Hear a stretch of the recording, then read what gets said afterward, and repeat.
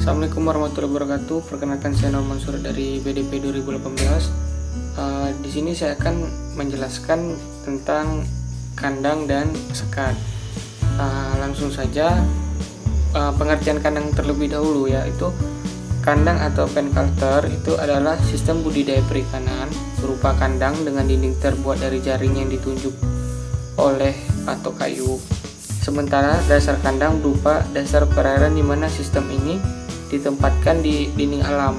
Ketinggian dinding kandang di atas batas pasang tertinggi sehingga pada saat pasang kandang tidak tenggelam, dan pada saat surut masih ada ketinggian air di dalam kandang sekitar 0,5 hingga 1 meter.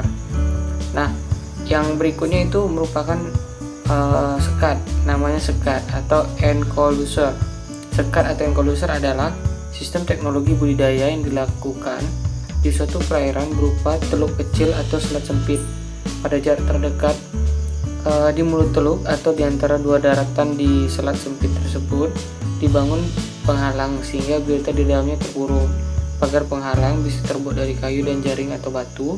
Dengan demikian, sistem ini sebagian besar memiliki dinding wadah yang bersifat alamiah, kecuali pagar penghalang tadi. Nah, pada kesempatan kali ini saya akan membahas dari jurnal yang berjudul Budidaya Kepiting Soka dengan Metode Sangkar Massal. Nah, ini merupakan salah satu penerapan metode sangkar tadi. Ini berada di Desa Dabong, termasuk di wilayah keburuan yang terletak di daerah pesisir barat daya berbatasan dengan Laut Natuna.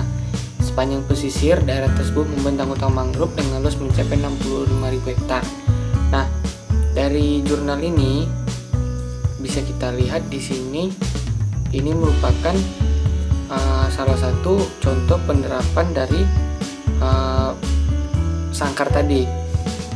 Nah, ini merupakan gambar dari sangkar massal yang ada pada daerah tersebut. Nah, bisa dilihat di sini.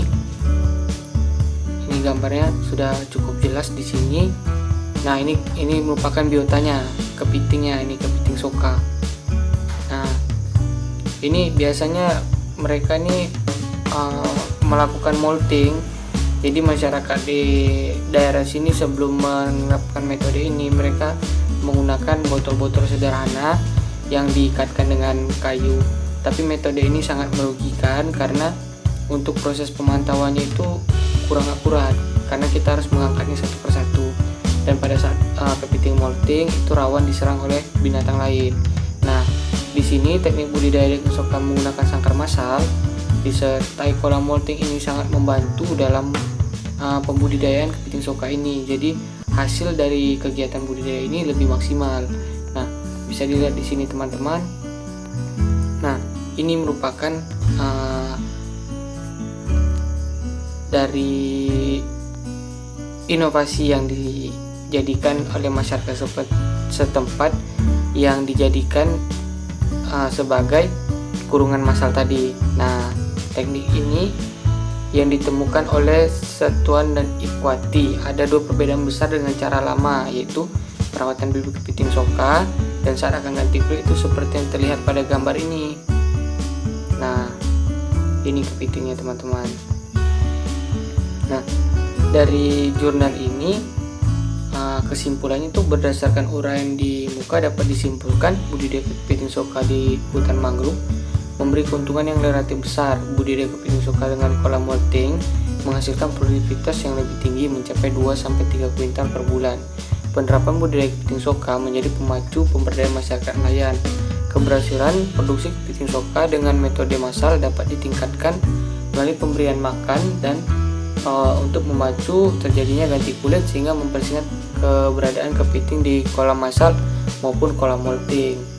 Nah, untuk topik pembahasan berikutnya, di sini kita akan membahas tentang